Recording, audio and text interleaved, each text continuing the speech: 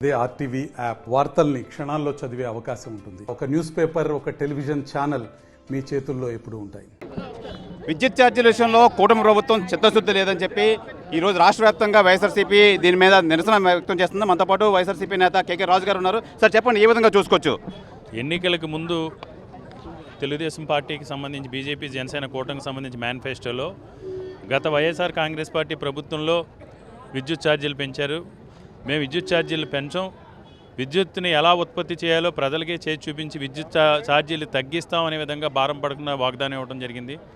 ఇచ్చిన తర్వాత 6 నెలలు అధికారంలోకి వచ్చి 6 నెలలు గడవక ముందే ఈరోజు పెద్ద ఎత్తున అది కూడా ప్రజలు ఆందోళనకు గురయ్యే విధంగా ఒక క్రమ పద్ధతిలో కాకుండా ఇష్టానుసారంగా విద్యుత్ ఛార్జీలు పెంచి ఈరోజు పేదవాడు ఆర్థిక పరిస్థితిగా నడ్డివిరిసే ప్రయత్నం ఈ కూటమి ప్రభుత్వం చేస్తూ ఉంది. దానికి ప్రజల దగ్గర నుంచి పెద్ద ఎత్తున నిరసన వ్యక్తం చేస్తున్నారు. ప్రజల తరపున ఈరోజు విశాఖపట్నంలో ఏపీపీడీసీఎల్ సీఎండీ గారికి వినతిపత్రం సమర్పించడం జరిగింది. ఎందుకంటే ఇది చాలా అన్యాయం. ఎందుకంటే మీరు అధికారంలోకి వచ్చిందే విద్యుత్ ఛార్జీలు పెంచమని ఇచ్చిన ఆ వాగ్దానాల్లో ప్రధానమైన వాగ్దానం.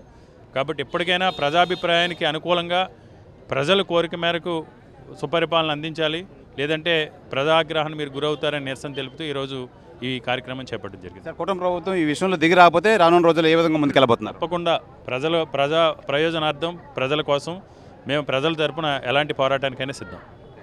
ఇది ఈ కూటమి ప్రభుత్వం విద్యుత్ ఛార్జీల విషయంలో దిగి రాకపోతే ఎలాంటి పోరాటానికైనా సిద్ధం అని చెప్పి వైఎస్ఆర్సీపీ నేత కేకే రాజు అయితే తెలియజేస్తున్నారు. కెమెరామెన్ అజయ్తో శివరామకృష్ణ టీవీ విశాఖపట్నం నుంచి. మరిన్ని వీడియోస్ కోసం ఛానల్ ని సబ్స్క్రైబ్ చేయండి, లేటెస్ట్ అప్డేట్స్ కోసం వాట్సాప్ ఛానల్ ని ఫాలో చేయండి అండ్ లింక్ డిస్క్రిప్షన్ లో ఉంది.